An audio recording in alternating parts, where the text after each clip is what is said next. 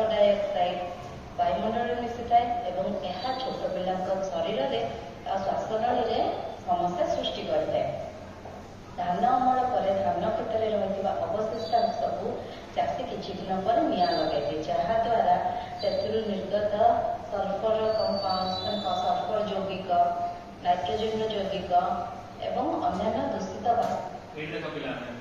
सब दिल्ली प्रति वर्ष शीत दिन दिल्ली में अनेक समय स्कूल बंद होती तार कारण मुख्यतः कौन तार पाख राज्य गुड़िक धान चाष गहम चाष पर से जो छण कुटा को जाली देते जहाद्वारा से जो सल्फर ऑक्साइड नाइट्रोजन ऑक्साइड अन्य सब विषाक्त गैस निर्गत हो वायुमंडल में मिसे जहाद्वारा आम बाहर वायुमंडल में आमको चल प्रचल करने असुविधा हुए से जो छण कुटा को जदि जैविक खतर परिणत कर से वायुमंडल प्रदूषण कम हम ता सहित आम परिवेश परिष्कार परिच्छन्न रही वायुमंडल में मिसी थाए यह वायुमंडल आवरण सृष्टि करे जहाँ सूर्य किरण पृथ्वी को आसवाक नहीं नए यही आस्तरण जो मौसुमी आसबार विलंब होता है।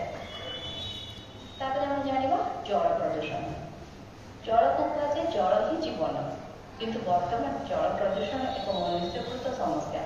पृथ्वी पृष्ठ प्राय 96.5 भाग सामुद्रिक जल मात्र 2.5 भाग मधुर जल जहाँ आमर पानीय योग्य पानीय उपयुक्त होता है। कलकारखाना चाषबास घर कार्य निर्गत वर्ज्य जल भूपृष्ठ जल सहित मिसी जल प्रदूषण करें। चाष जमी सार और कीटनाशक व्यवहार जो जलसेचन मिसी प्राणी जगत को प्रवेश करें फल आमको विभिन्न रोग होता है। कलकारखाना और नाल नर्दमा निर्गत वर्ज्य जल बहु मात्रा विषाक्त पदार्थ और अनेक प्रकार पोषक रही है जहाद्वारा यह जल नदी और विभिन्न जलाशय मिसी जलज उद्भिद और प्राणी मानकर अनिष्ट करता है।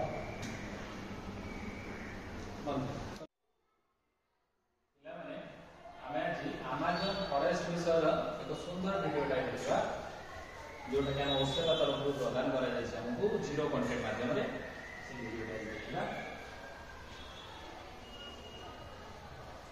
अमेजन रेन फॉरेस्ट को अमेजन जंगल मध्य कहा जाए। यही जंगल रे वर्षा सारा वर्षा होता है एणु यही जंगल वृक्ष गुड़िक डेंगा और वर्षा सारा सबुज देखा जाए। यही जंगल बहुत घंच होता है गछ गुड़िक परस्पर सहित छंदी हो चांदुआ पर रही था तेणु सूर्य रश्मि भूमि में पड़ पारे ना। यह एते घंच होता है जे वर्षा जे यार पानी भूपृष्ठ में पड़ापी प्राय 10 मिनिट समय लगे।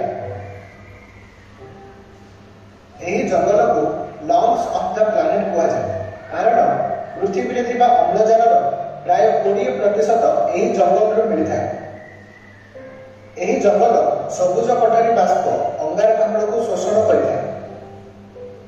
रेन फॉरेस्ट जलवायु को संतुलन रखा विभिन्न प्रकार वृक्ष वन्यजंतु एवं ग्रहर सबु स्थान में वर्षा कराइबारे साहाय्य करे।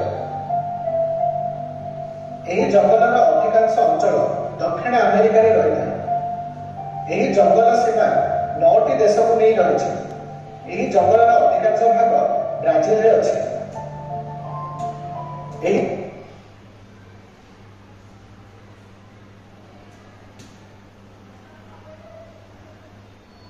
जानिलु पिंकी आज आम विज्ञान श्रेणी रे सार अनेक अद्भुत जीव मान विषय कहले मते से सब सुनी बहुत खुशी और आश्चर्य लगिला। परे मु से सब जीव मान विषय अधिक जानिबा पई गोटे वीडियो को यूट्यूब रे देखिली।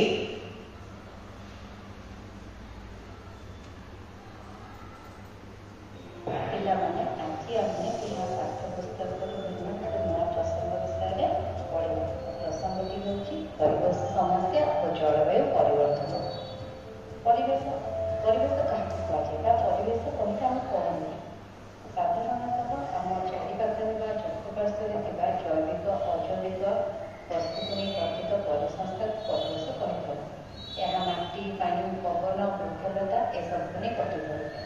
यही परिवेश दिन को दिन प्रतिष्ठित होता है और परिवेश ସମସ୍ୟା ସୃଷ୍ଟି କରାଯାଇଥାଏ। ଏହି ପରିବେଶର ସମସ୍ୟା ଓ ପ୍ରଦୂଷିତ ଯୋଗୁଁ ଜଳବାୟୁ ପରିବର୍ତ୍ତନ ହୋଇଥାଏ। ପରିବେଶର ସମସ୍ୟା ଆସେ କାହିଁକି ବା ପରିବେଶ ସମସ୍ୟା କ'ଣ? ପରିବେଶ ସମସ୍ୟା କହିଲେ ଆମେ ସାଧାରଣତଃ ପରିବେଶ ପ୍ରଦୂଷିତକୁ ବା ପରିବେଶ ପ୍ରଦୂଷଣକୁ ହିଁ ବୁଝିଥାଉ। ବାୟୁ ପ୍ରଦୂଷଣ, ଜଳ ପ୍ରଦୂଷଣ, ମୃତ୍ତିକା ପ୍ରଦୂଷଣ ଆଉ ନିର୍ମୂଷୀକରଣ ଯୋଗୁଁ ପରିବେଶ ପ୍ରଦୂଷିତ ହୋଇଥାଏ। ପ୍ରଥମେ ଆମେ ଜାଣିବା ବାୟୁ ପ୍ରଦୂଷଣ। ବାୟୁ ପ୍ରଦୂଷଣ କ'ଣ?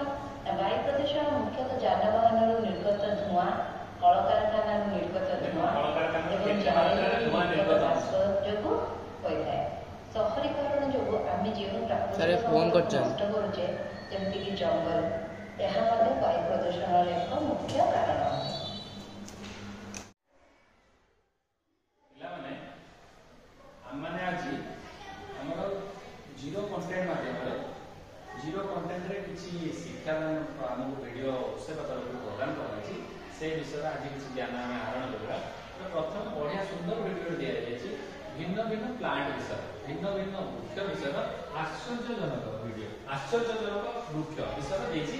সেই ବିଷୟରେ ଆମେ ଦେଖିବା ବର୍ତ୍ତମାନ ଭିଡ଼ିଓଟି। ସୁନ୍ଦର ଭିଡ଼ିଓଟେ।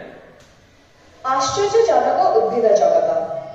ପୃଥିବୀ ପୃଷ୍ଠରେ ବିଭିନ୍ନ ପ୍ରଜାତିର ଉଦ୍ଭିଦ ଦେଖାଯାଇଥାନ୍ତି।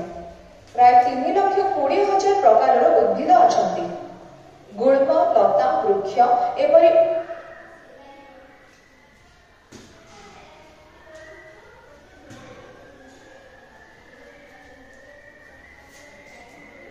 ବନ୍ଦ